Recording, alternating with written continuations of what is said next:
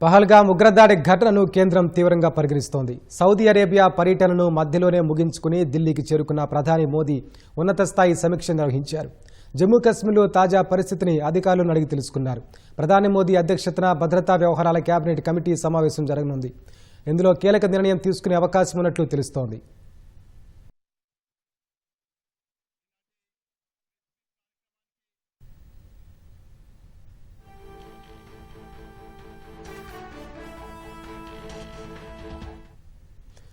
జమ్మూ కశ్మీర్ పహల్గాం ఉగ్రదాడి ఘటనను కేంద్రం సీరియస్గా తీసుకుంది. ప్రధాని మోదీ అధ్యక్షతన నేడు భద్రతా వ్యవహారాల కేబినెట్ కమిటీ సమావేశం జరగనుంది. ఈ భేటీలో కీలక నిర్ణయం తీసుకునే అవకాశం ఉన్నట్లు తెలుస్తోంది.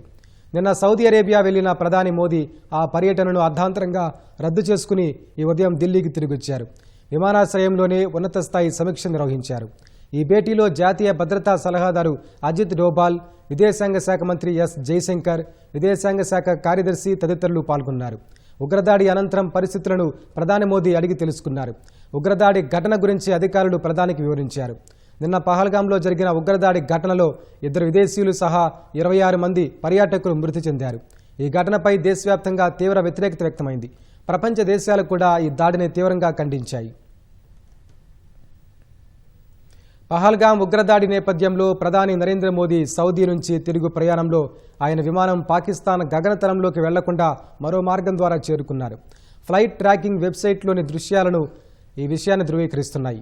మంగళవారం ఉదయం ప్రధాని మోదీ ప్రయాణించిన ఎయిర్ ఫోర్స్ బోయింగ్ 777-300 విమానం పాకిస్తాన్ గగనతలం మీదుగా రియాద్ చేరుకుంది.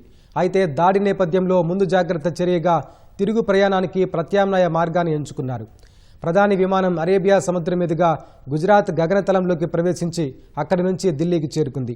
పాకిస్తాన్ నుంచి ముప్పు ఉండొచ్చన్న నిఘా వర్గాల సమాచారం మేరకు రూట్ మార్చినట్లు తెలుస్తోంది.